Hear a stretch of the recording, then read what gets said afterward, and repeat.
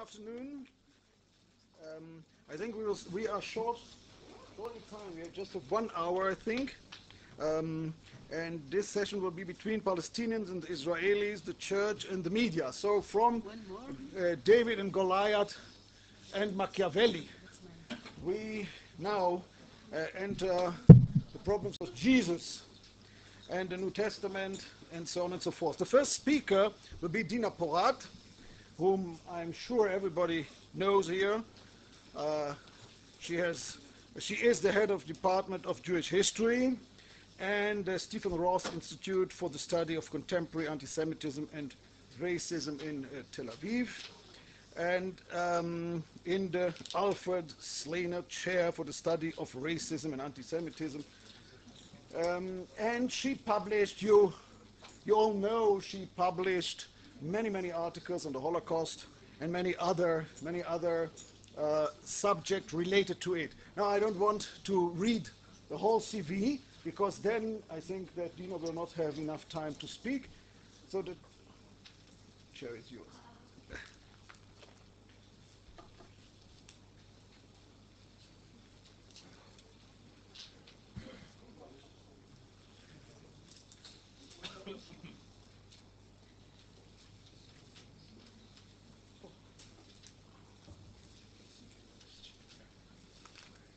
Good afternoon. Good afternoon. Thank you, Mr. Chairman. If it's still allowed to say chairman and not chairperson, one should be careful. Thank you for having invited me. And the issue is indeed the media and the international crisis around the Church of Nativity affair, and the way it was reflected in the media. First of all, let me say or present the event in just a few words so that we all know the basic details. On the 2nd of April 2002, about 180 Palestinians, armed Palestinians, shot their way into the Church of Nativity in Bethlehem. At that time, there were in the church 48 clergy of all kinds, a few civilians, and during 38 days, until the 10th of May 2002, of course, 38 days, the Palestinians have been in the church of Nativity, holding the clergy, the 48 people who were there as hostages. One should add, just to be precise, that 17 of them, of the hostages, did manage to leave the place during the crisis. So we're speaking about a 38 days event that in a day turned into an international crisis, into an international drama. And of course, just think about the setting and the event. It's a drama more than anyone can invent. It involves the three religions or representatives of the three religions. The Christians in the church, the Palestinians, and the Israeli forces outside the church. It is not only involving the three great religions, but it is happening in what is supposed to be or believed to be the birthplace of Jesus. So this is exactly what press, media people could have only dreamt of. So this is to begin with. Now I'd like to present two questions. One is, it is quite obvious, quite clear that media, either press, radio, websites of today, of Christian institutes would use in describing this event And we are not going to analyze the event. We are speaking about how it was reflected in the media, which is the theme of this conference.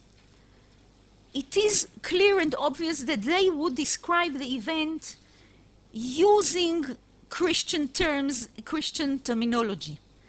But my question was, while the material was piling and piling from all over the world, do secular means of media, do they too, were they awakened to by that Christian abundant imagery that the event arose? Do they have also, while speaking or writing, also a manifestation of Christian undercurrent, perhaps because of secular people, but undercurrents, expressions, basic Christian undercurrents? Now, another question is, I assume most of you know the details of the event and have read how it was presented in newspapers. So there is no doubt that most of the press, though I would come also to self-criticism of press and media regarding the way they started their presentation of the event, but we all know that more or less the media attacked the Israeli government and its decision to put forces around the church, and not the Palestinians who burst into it, and this includes the Vatican and the Pope himself as well. Now, so my second question is, was the event itself, did the representation of the event itself, did it come out only because of the events that happened in the Church of Nativity? There was such and such an event and such a representation, and this is connected to this. Of course, Christian feelings, etc.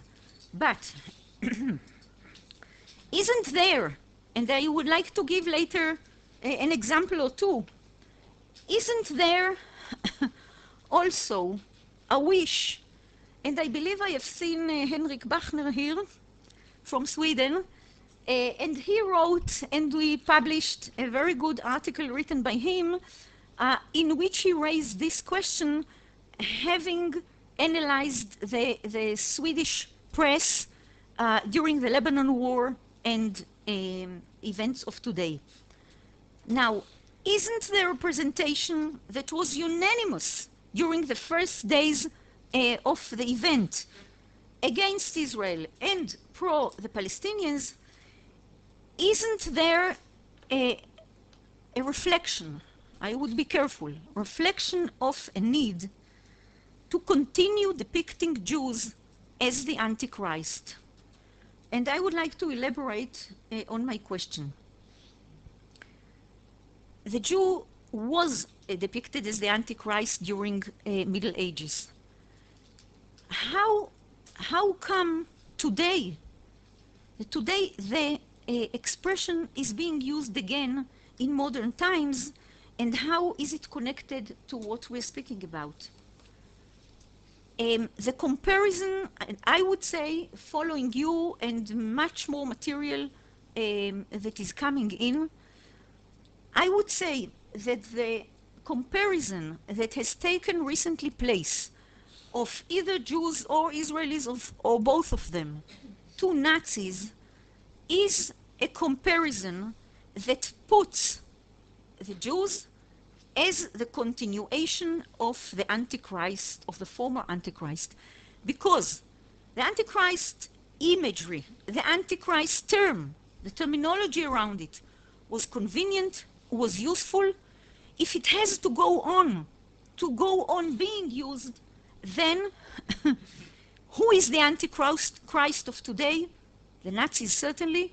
If you compare them to the Jews or the Jews to them, then you can go on using the imagery, and I will come to Giacomo Bini Secretary General of the Franciscan Custodia, who made this comparison during the Nativity Church crisis. Now,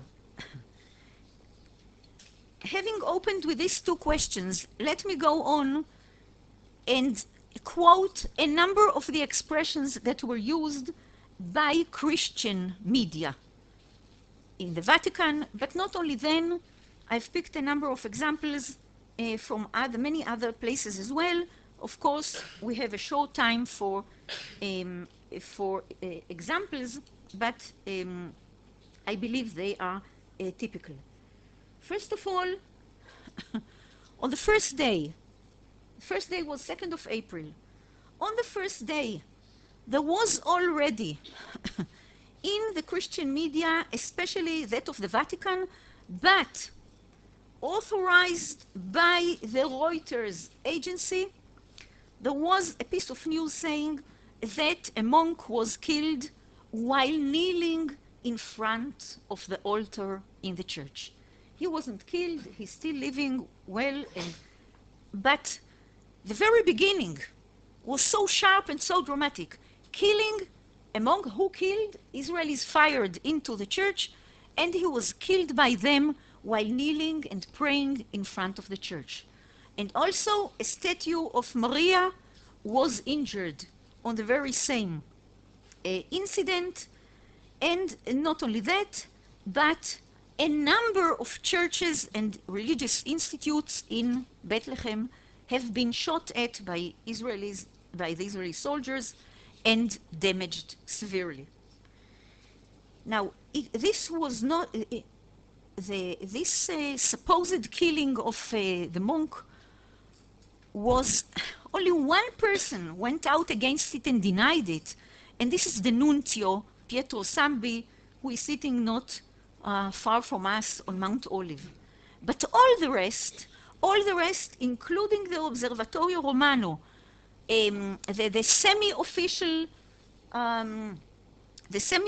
newspaper of the Vatican, went on for 10 days after Sambi denied, speaking about the incident, describing it again and again, and publishing it also on the internet.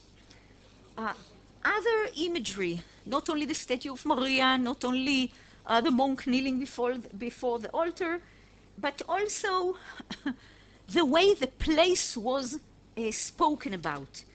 It was spoken about, of course, as the birthplace of Jesus, but not only the birthplace of Jesus, but his birthplace in the Holy Land, the land where he was born, died, and resurrected.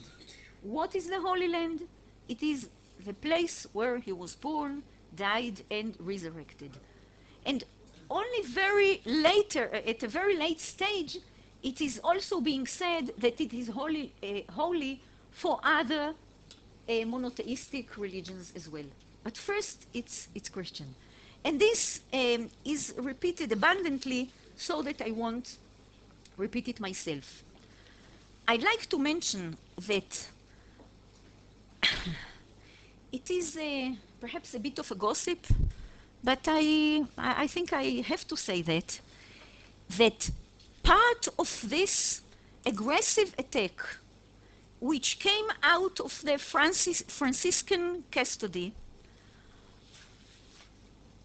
the man responsible for that is David Yeager, Dr. David Yeager. He's a consultant for the Holy See here in Jerusalem, spends also part of his time in Rome.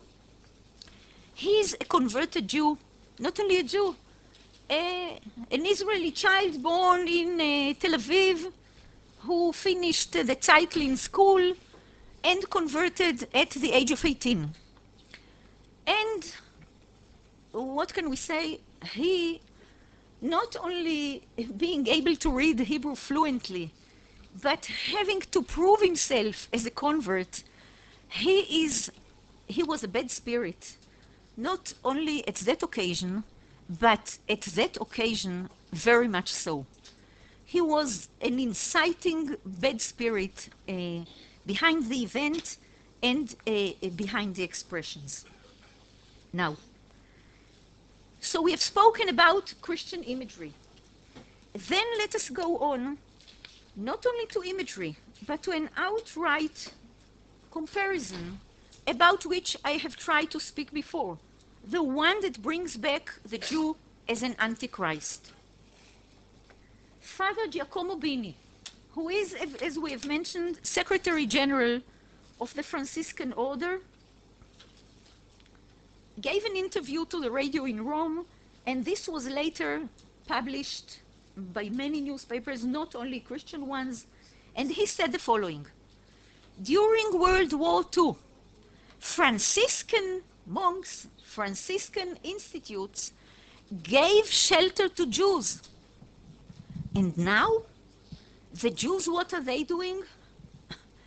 The Jews are besieging the church, and thereby, in his comparison, the Palestinians, the armed Palestinians in the church were compared to the Jews in the Holocaust, who had been sheltered in Christian institutes, and the Israelis outside to the Nazis who were that was a strong one, huh? A loud one. Who the Israeli soldiers were compared to the Nazis, both being outside and after those looking for shelter. I don't know if this is connected in any way to Pius XII and the Jewish claim against him being beatified, not being the right person to have such an honor bestowed upon him. If this is a way to bring back the argument that Pius XII is, because he did give shelter, personally he did give shelter, and in Italy many monasteries and religious institutes gave shelter. I don't know whether it's a way to bring it back, but at least I should ask it. I should raise the question, and the question definitely comes out of this comparison, this absurd comparison, but as absurd as it is, it had been published all over in many a newspaper. Now, I could go on with Christian imagery and Christian newspapers. I can quote Christianity Today, an Australian one, who says pretty much the same, so I wouldn't go into too much detail with this newspaper, but I'd like to say that they say a Lutheran church was hit and a shell entered the office of the pastor. Because everyone adopts the damage done to institutes according to his faith. Lutheran, it's Australia. But then one more addition, which is really this is mentioned only just in one case in this Australian newspaper, that the Israeli troops reportedly began broadcasting pornographic films on the walls of the church, which is, חבר'ה, באמת, as far as one can go. But I'd like to mention again just one case. This Australian newspaper, the Christianity Today. If it has any allusion to sexual attribution to Jews during Middle Ages, etc., weiß ich nicht. It's just one case, and let's leave it alone as it is. But I would like to go into imagery, and especially 2-3 words that secular press was using. And this is more significant, and the words are shelter, refuge, siege, to besiege. And let me quote a professor of law who is not in the United States, in the American university, who is not only a professor of law, but he is in a very significant position when he speaks, because he is chairman of the United Nations Alliance of the NGOs, on crime prevention and criminal justice. So the person is one with a significant position in the United Nations. And he wrote the following, and of course I'm reading to you only, only a few sentences, but they are significant. And he says, throughout history, churches, mosques, and other places of worship have frequently provided refuge to the tired, the hungry, the blameless, and the persecuted. Well known is the Mosaic Code, establishment of 6 cities of refuge within the land of Israel, to which those who took human life without malice, let me stress that, those who took human life without malice could escape from the victim's vengeful relatives. And now he goes into the long history of refuge in Babylonia and Greece and in Christianity, and this of course we all know, but then he says, to this day, the institution of shelter in churches, foreign embassies, and like facilities produces a favorable echo throughout the world. In other words, he analyzed the use, and he of course is referring to the Church of Nativity and to the whole, to the event.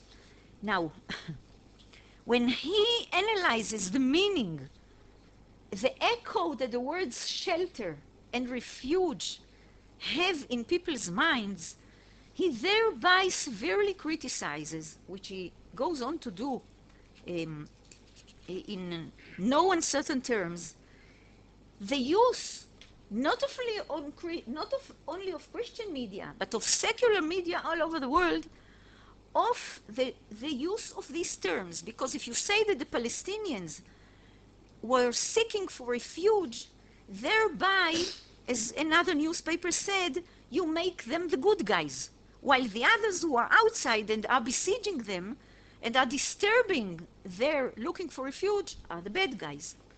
Now, let me quote, it's not a Mail, it's not the New York Times, but it is the North Carolina Catholic, a newspaper called the New York, but it was all over. Even, I want to bring it up because even in the tiniest newspapers, this was a central issue. And they say, if these people have asked for shelters, it is our duty to protect them. We hope Israel will not invade the churches. I know. Okay. And, I know. So, I could go on and on. There was a Dutch Christian a newspaperman who did the job for me and collected for many newspapers and radio stations who used refuge, hiding, besieging, trapping, seeking refuge, etc. Associated Press, Reuters, we have mentioned, BBC, Washington Post, New York Times, and others and others. Thereby saying they all wanted, by the very use of words, and this is what I'm trying to analyze, not the event, but how it was presented, they all want to bring up these favorable echoes that one feels for someone who is seeking for refuge and against those who are besieging him from the outside.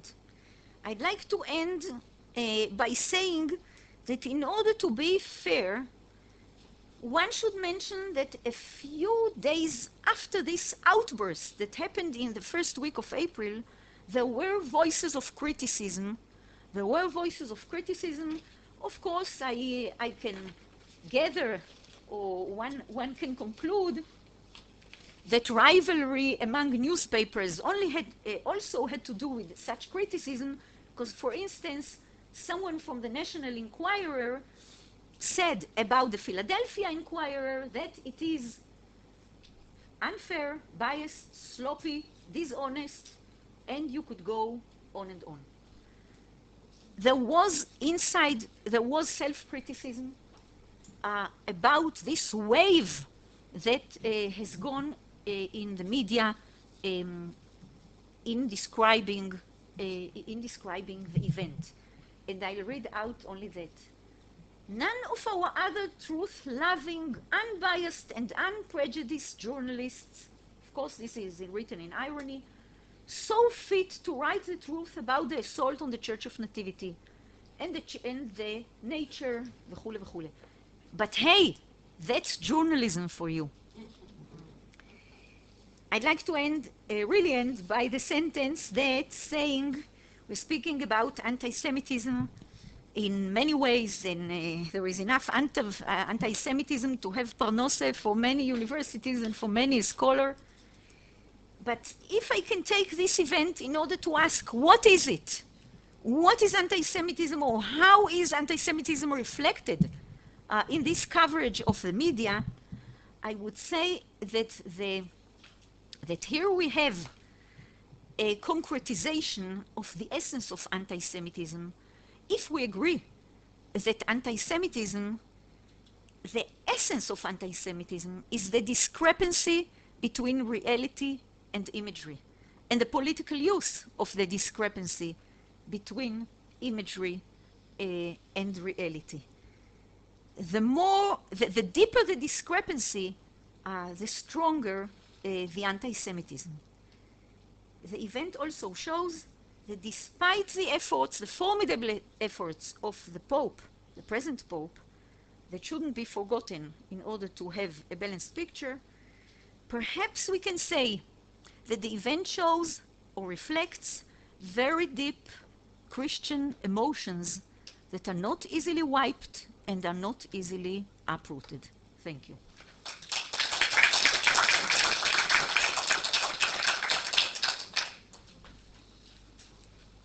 Thank you very much, Professor Porat, for your illuminating paper. We will take some questions later after the second speaker. Just a personal note, I'm quite favorable towards the father of Jäger, who was my history teacher at high school, and now I'm a professor of history. And we all loved the church then. Anyhow, we'll go to the second speaker, Gershon Nerel, who got his PhD from the Hebrew University and is now dealing, as you will see in some moments, he is dealing with media and Palestinian Christians, and he has written many articles. You can find them in the Proceedings of the World Union of Jewish Studies, REJ, and Mishkan. Do you have offprints here to give to the people? And he is, most important perhaps, he is the chairman and general secretary of Moshav Yad Hashmonah. You all know this place near Jerusalem, where he is supervising the establishment of a research and heritage center. So, please, Dr. Nerel.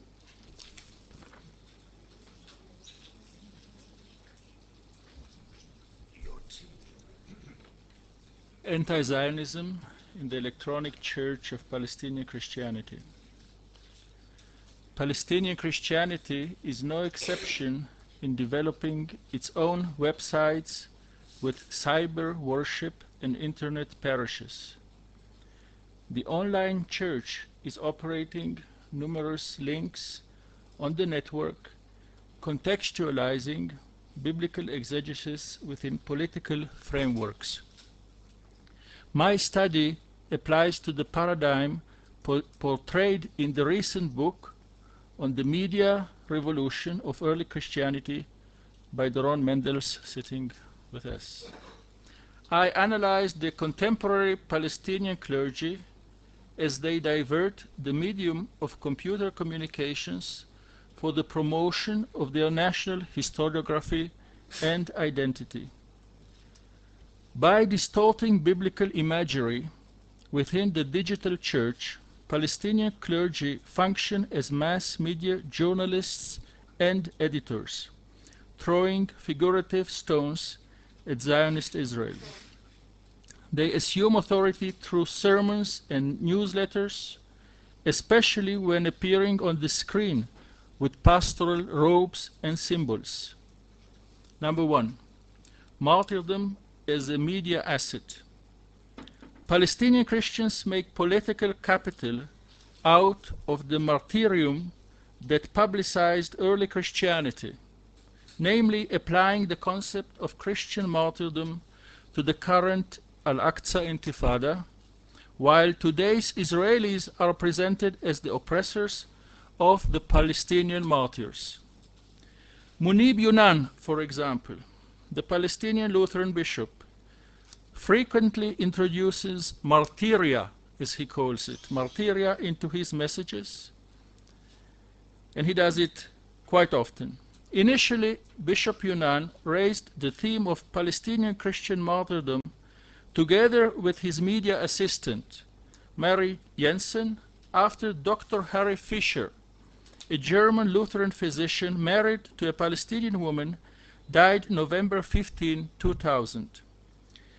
He died in an IDF shelling on Beit Jala from Gilo, Jerusalem.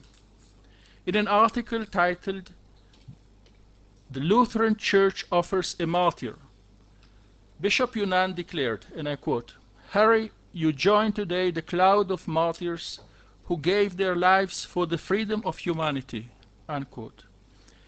In other words, the Israelis are exposed as the killers of innocent doctors committing crimes against humanity, and then even, I quote, returning to the same place with helicopters to shoot and destroy, unquote. In this story, as always occurs, there is not even a hint that the Israelis were retaliating for terrorist attacks on Gilo. Needless to say, Palestinian church journalism never reported when Israel apologized for mistaken killing. For Yunan, it would have been a waste if the so-called martyrdom of Dr. Fisher remained a balanced story. This so-called martyrdom, depicted as a media event, gained publicity by its shock effect. Furthermore, the dramatic description of the funeral service of Dr. Fisher became a media spectacle by describing, and I quote now, pastors singing hymns at the cemetery as their voices filled the town that had experienced bombs and bullets and bloodshed only hours earlier. Then, back in the church, an enormous amount of dark and bitter coffee was consumed, unquote. In other words, the computer screen has become the public arena where Palestinians are unmasking the oppressing Israelis, and news becomes a spectacle, a drama enabling them to condemn Zionists by creating virtual martyrdom. Additionally, in an Easter message, Munib Yunan addressed his surfing visitors as follows, and I quote, "We are the church living in real martyria. The physical attacks and destruction are very bad. When I read the Passion story, Christ also suffered on this earth, and see the relationships and actions of Pilate, Caiaphas, and Herod, it seems that I am seeing in our present world the same stories relived. The truth may oblige us to carry the cross and be crucified at Golgotha." Here too, the Zionists are presented as taking the place of the pagan Romans and of those Jews of antiquity who had crucified the Messiah and persecuted the early Christians. Within this imagery, the Israelis are portrayed as inhuman and bloodthirsty, like Pilate and his Roman military forces. Yunan creates the false picture of the worldwide Zionist organization as the equivalent of the powerful Roman Empire, which promotes the oppression of the Palestinians. Also for Mitri Raheb, another Palestinian Lutheran, the current Al-Aqsa Intifada is synonymous with Golgotha. In other words, the Israelis are responsible for the martyria of the Palestinians, just as the Jews were behind the death of Christ on the cross. Now to shift to the Anglicans. Naim Atik, of St. George's Cathedral in Jerusalem employs the Palestinian tactic of double talk, and I wish to underline this very tricky method. Double language, on one hand condemning suicide bombers, and on the other de facto justifying them. Atik accuses Israel for pushing the young Palestinians to become suicide bombers because they were tortured in concentration camps. Zionism in this rhetoric is often equated to Nazism. Atik is trying to turn the bad publicity about suicide bombers in the Christian world into sympathetic understanding of the phenomenon by calling the Palestinians freedom fighters and arguing that biblical, and I quote, Samson too is a model of the Jewish suicide freedom fighter, unquote. Atik argues that Samson acted for justice and the liberation of the oppressed, and that it is totally legitimate to tell the same biblical story today, but by substituting the name Ahmed for Samson. Yet Atik's conclusion is that in the Old Testament one discovers the, I quote, Jewish Zionist God only, unquote. In his own words, do we hold a theology of a biased God who only stands with Israel, whether right or wrong? Yet this tactic of using question marks is merely rhetorical. Atik also employs the idea of martyrdom by using the ultimate model of Christ himself, crucified, while referring to the terrorist Palestinians as martyrs. Thus, the linkage made in the public sphere between ancient Christian martyrdom and modern terrorism is a clear asset for mobilizing the media against Israel. Number 2, competing media channels. The Palestinians present the proactive Christian Zionists as a heretical sect. Labib Kopti, for example, the representative of the Latin patriarch Michel Sabach in the USA writes, and I quote, "The God of the Christian Zionists is an enemy God. He is the God of one people exclusively, and he is not God. It is only a Zionist interpretation of a pagan God," unquote. In the UK too, Stephen Sizer leads on behalf of the Palestinians a similar campaign against Christian Zionism. Bishara Awad, the Baptist president of the Bethlehem Bible College, sharpens this issue by saying, and I quote, "Palestinians are not only facing the very strong Zionist state of Israel, but they also have a hidden enemy in the Christian Zionists. This sect of Christianity is siding with an evil power," unquote. In fact, the Bethlehem Bible College functions as a political center for propagating anti-Zionist and anti-Israeli theological propaganda, allegedly rooted in the Bible. Within the media competition, the interpretation of the right biblical values is employed as another media asset. The right values of the Palestinians, like love and justice, are contrasted with the radical end-time expectations of the fundamentalist and apocalyptic Zionist Christians. Paradoxically, however, the Palestinians falsely quote Christian Zionists who allegedly identify in their words, and I quote, "the Antichrist who is a Jew, an adult, 33 years old, and now living in Israel," unquote. Thus, the emphasis on the Zionist Christian opponent is an attempt to make Palestinian orthodoxy look much stronger. Number 3, sensationalism.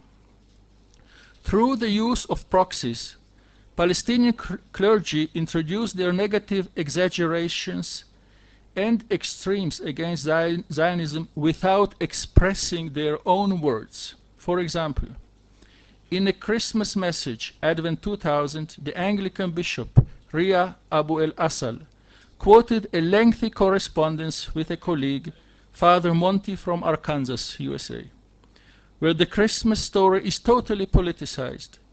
Ariel Sharon in this imagery and context is portrayed as the modern murderous King Herod, brutally killing the weak and the innocent of Bethlehem. Monty's reply to Bishop Priya comes in the most extreme language, and I quote, "The world is mute against Israel's battalion fascism. Your Grace, you are living and seeing inside today's Israeli Reich," unquote. Denouncing Zionism as Nazism is, in fact, the very opinion of Bishop Priya himself, yet no one can accuse him that he uttered such poisonous anti-Jewish propaganda.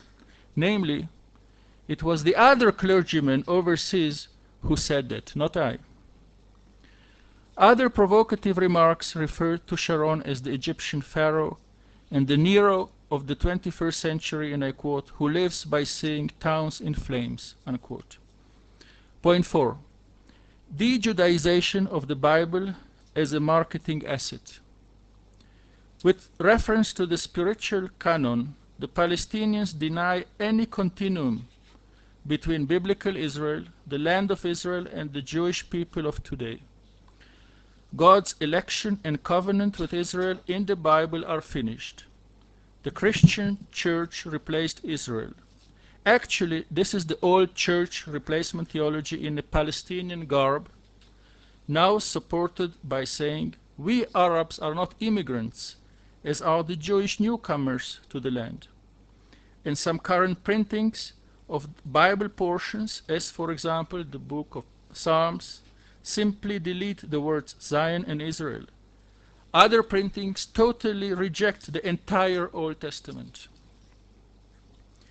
While Palestinian Christians are rewriting history, they are also dissipating the Jewishness of biblical passages, replacing, for example, land of Israel with land of Palestine or the Holy Land, not forgetting to add, "we have nothing against the Jews." They are also propagating the mythical figure of Jesus the first Palestinian in order to strengthen the claims to the land. Therefore, within the media marketing of the Palestinians, Arab Christianity takes the place of biblical Jewish Christianity, thus evaporating the Jewishness of the New Testament, not only of the Old Testament. When criticized for being unhistorical, the Palestinians tried to create a replaced ownership of the Jerusalem Mother Church, denying the contemporary Messianic Jewish link to the authentic and authoritative Church of the Circumcision. At the same time, within the Christian replacement theology, the Catholic Palestinian Labib Kopti, for example, is paradoxically seeking Palestinian national roots among the biblical pagan Canaanites. We are the descendants of the Canaanites. Point 5. Arabic networking, connecting Islam with Christianity. Palestinian Christians and Muslims are networking within a unique modus vivendi as well as modus operandi. According to Mitri Raheb, the Lutheran, and I quote, "Just as Arab Christians are an inseparable part of the Arab Islamic world, so are they an integral part of the Christian world," unquote. And this is the order of the sentence in the original. Strangely, Raheb claims, I quote, "Islam too is included in the Jewish Christian context, theologically and historically," unquote. The national Arab solidarity and pan-Arabism is a most significant factor within the Palestinian Christian-Muslim relationship. This Arabism often leans towards identification with Muslim society, while attacking pro-Israel Western churches, attacking pro-Jewish evangelicals, and refuting the concept of modern Jewish Christians. Recently, for example, the Greek Orthodox Archimandrite Attala Hana called for joint Islamic Christian action to thwart the planned war against Iraq, not forgetting to applaud the suicide bombers as Arab heroes. Others, like the Methodist minister Alex Awad, the brother of Bishara, regard themselves as the defenders of Islam around the world, challenging Western Christian stereotypes of Muslims, pointing to the Western medieval anti-Muslim crusaders. Thus, ironically, Palestinian Christians are selling Islam around the world. Coincidentally, the Christian-Arab replacement theology is necessary, or at least very useful, to the Islamic theology of replacement of Judaism. In summary, cyberspace enables the easy targeting of the isolated individual facing the screen pulpit. The screen is the new pulpit, alone in the mass, cut off from group participation. We should note that the ecumenical and the liberation movements, theological liberation, both quickly absorb the anti-Zionist and anti-Israeli Palestinian propaganda. The internet arena of the 21st century is not only raising associations about martyrdom spectacles of ancient times, but is also creating a culture of hate, as Bat-Yaor has observed. It is also creating a mechanism for encouraging feedback, consisting, for example, of letters to the editor, anti-Israeli demonstrations, and solidarity visits to Palestinian sites like in Ramallah and refugee camps. This mechanism also has financial implications for the Palestinians relating to fundraising, pilgrimage, and tourism to the land. One may wrongly assume that the church on the internet is merely a virtual community, and so only a virtual danger. However, there is no doubt that the internet church, also being a marketing place, holds a most powerful and formative influence, daily shaping public opinion within the spirituality of real life.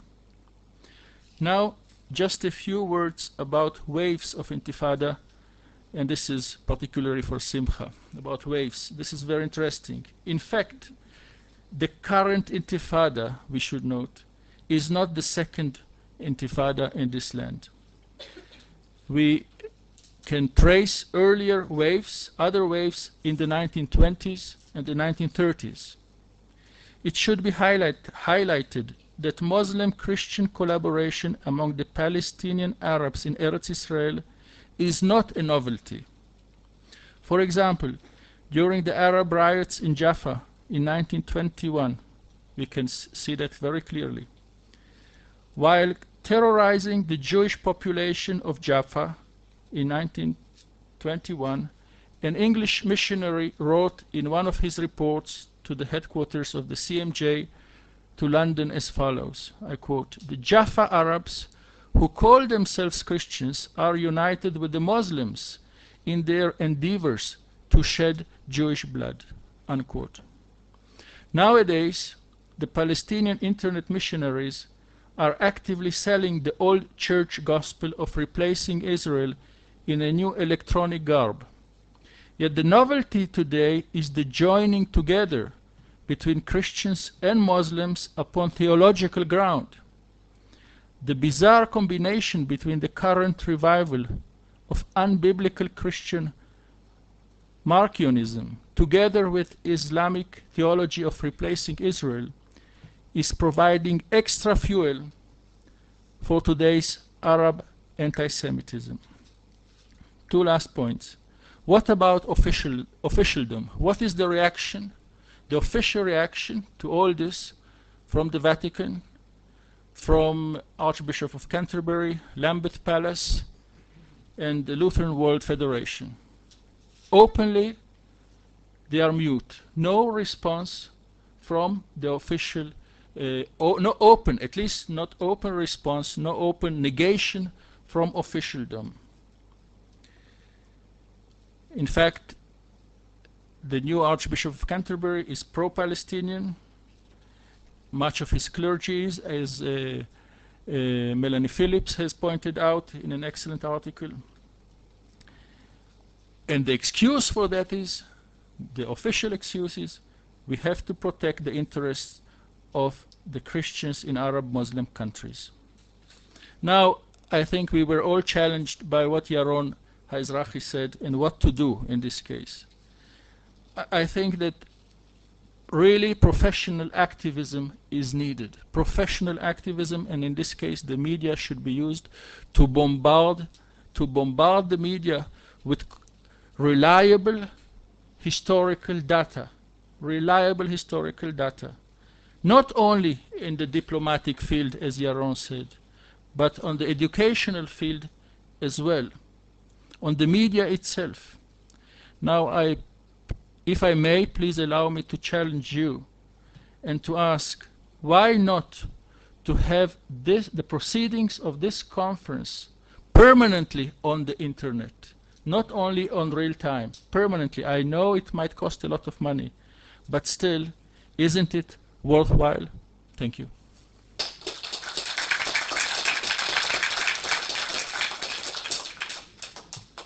Thank you very much, Dr. Nerel, for your really illuminating lecture. I have learned a lot this afternoon. Now, some questions from the floor. But please, short, no speeches. Because we have 7 minutes. Would you, please, just to get there. No, okay. Thank you, Mr. Chairman. Since I have published 2 articles about the Basilica of Nativity, I am a little bit acquainted with the details.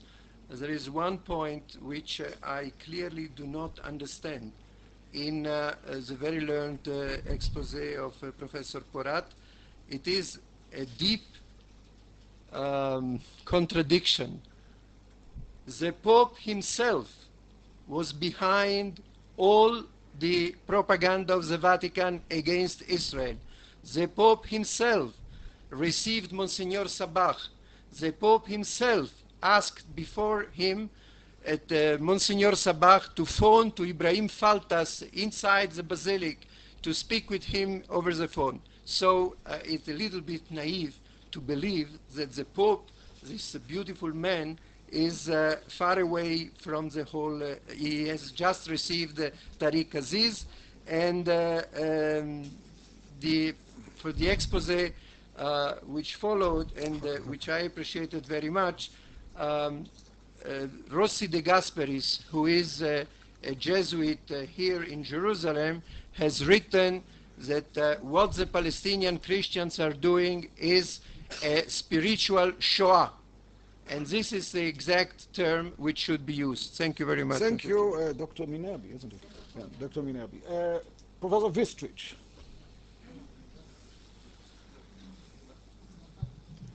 First of all, I'd like to say that we'll think seriously about the challenge of putting this permanently on the internet. Thank you for the suggestion and your paper. 2 points. One, as a footnote to Dina Porat's presentation, the power of this Christian imagery to pervade even entirely secular media, even anti-clerical secular media, was illustrated to me by a caricature in Libération, the French left-wing paper. At the time that Israel forbade Yasser Arafat to go to Bethlehem for Christmas, they had a cartoon in which Ariel Sharon was preparing the tree with a cross and an Israeli tank in the background, and is saying, we are waiting for you, bienvenue à Pâques, waiting for you for Easter. Well, this is Christian imagery used by people who clearly do not believe in it, but the power of this archaic layers was brought out very strongly in both papers, and that's the whole point of having a conference about anti-Semitism that relates to today's media and shows us that all the time how history percolates through. The one point to Gershon. I think this analogy with the Romans is intriguing. By the way, it goes back to the Lebanon War. The parallel between Israel vis-à-vis the Palestinians and the Roman occupation of Palestine. In the Christian Gospels, this resonates in the liturgy every week in every Western country. And I've noticed sometimes when I get to hear, when I'm abroad, on the Sunday preaching, how it is used, how it infiltrates in a subtle way into the actual preaching of the gospel, the analogies from today with the Israelis in the role of the Romans. Thank you very much, Robert. I wanted just to say to Professor Dina Porat and also what you say now that it's not such a surprise, it shouldn't surprise us so much every time from the beginning that in the time of Pesach, which is exactly the story of Jesus when he took Herod, things like this were captured so good by the media, even so it's a secular media, because the people are Christian and they are moved by what is their memory of the past. And second, it didn't start with this story, it started with the abandonment of the Christian in Lebanon. The Christian, when we left Lebanon and we abandoned the Christian population. Thank you very much. In fact, it all started with David Flusser, who wrote once an article, "Who Killed Jesus?" David Flusser. Yeah, I just have one footnote to the presentation of Professor Porat. 2 weeks ago in Vienna, in a paper which is near to the government parties, a Catholic theologian named Robert Brandner published an article, and I'm not going to describe the whole article, only 4 sentences probably. He describes how Bishop Saba is arriving at Ben Gurion Airport. Some Israeli security men ask him into a separate room. I was asked into that separate room also several years ago, and search his belongings. So he is waving his Vatican passport and is offended returning to Jerusalem. That is the facts. Now comes the Perush of this Catholic theologian. This is part, according to him, to the 2,000-year-old Jewish vengeance since the Jews crucified Jesus, and until today this vengeance is going on. And this paper is financed, is given this last year 75,500 euro help from the government, which has promised, of course, to do everything against anti-Semitism and so on. Thank you very much. 2 more, please.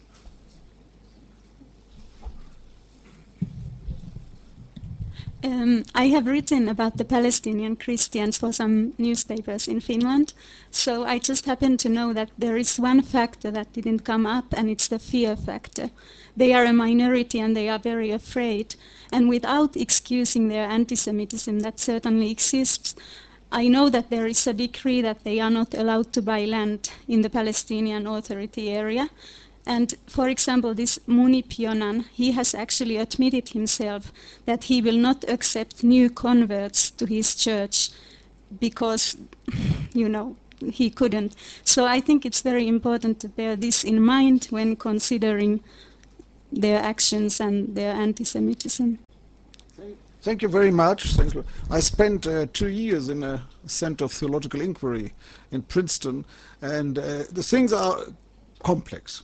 They are not. Not all the Christians there were negative about Israel, but anyhow, please.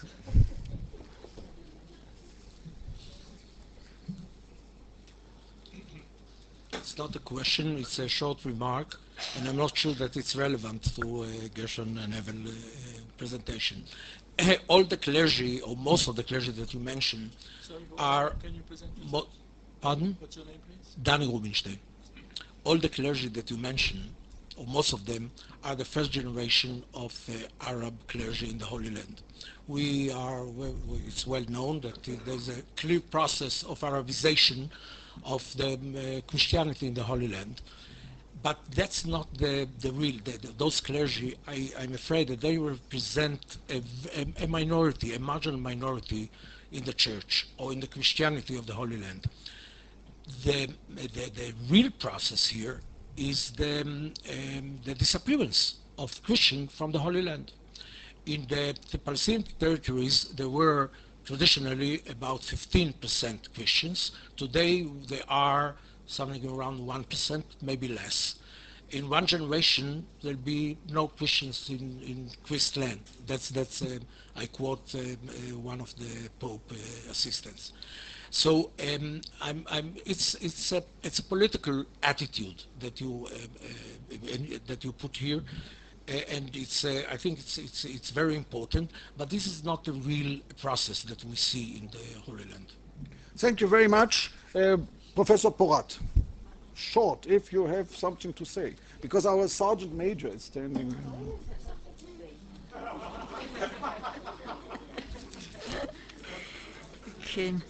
Okay. Thank you for all the remarks.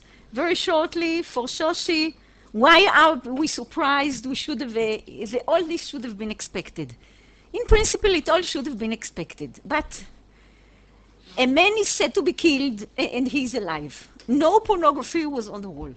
No 7 nuns were injured. No statue of Maria. The whole Maise is a fabrication. So the way it was presented. So the length that the lies went into was, in this case, a surprise. It was far beyond. It wasn't a distortion of truth, or it was invention and pure lies. So it's more than we are used to. To Dr. Minervi, I'd like to thank him for his remark, and indeed I have read your paper in Kivunim. I don't know about, where is it? I don't know about the other one.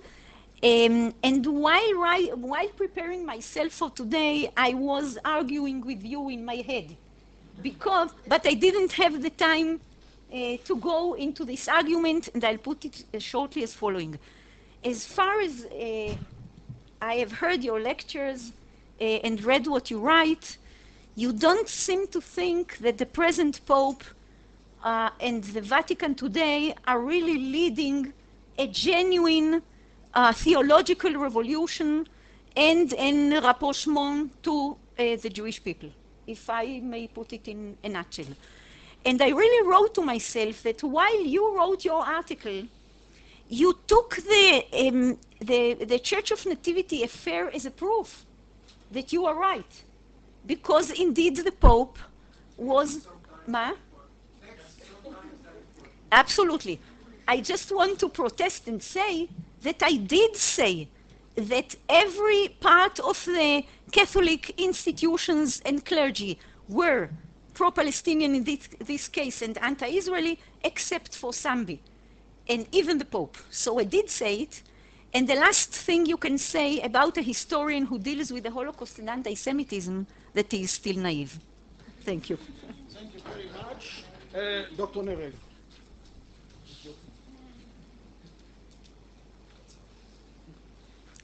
About Dr. Minervi's remark. In fact, the concept of spiritual intifada or spiritual war was introduced already in the first intifada in 1988 by these Palestinian Christians themselves, showing the orientation of using this as a tool against Israel and against Zionism. So it occurred earlier. Now about the fear of the Palestinians. Of course they are under pressure. Of course they are a minority. But obviously the question is does this justify the shaping of such a poisonous theology? And I do not want to argue now, really, I just want to give the point. In my view, it definitely doesn't justify, by all means, the creation of such a theology, and to live by it, and to propagate it, and to disseminate it into almost every church in their denominations.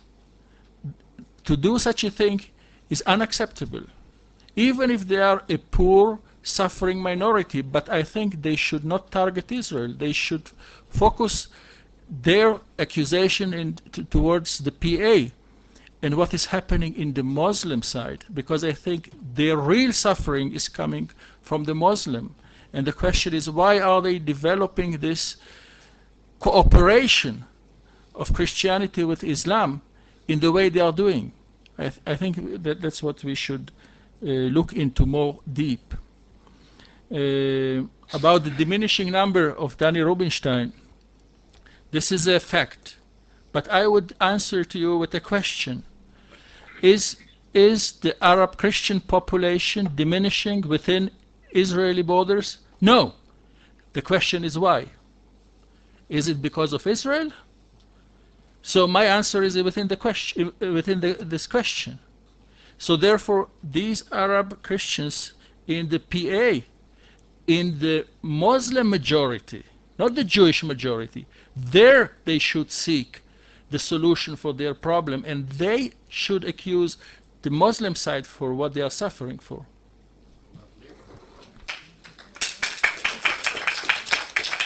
Thank you very much, two speakers and all the participants. In 5 minutes, or? We are going to continue directly with the next panel. What's the ordeal? Yeah. Yes. Okay. If someone needs to take a break, then please do, but we are going to continue directly. Thank you very much.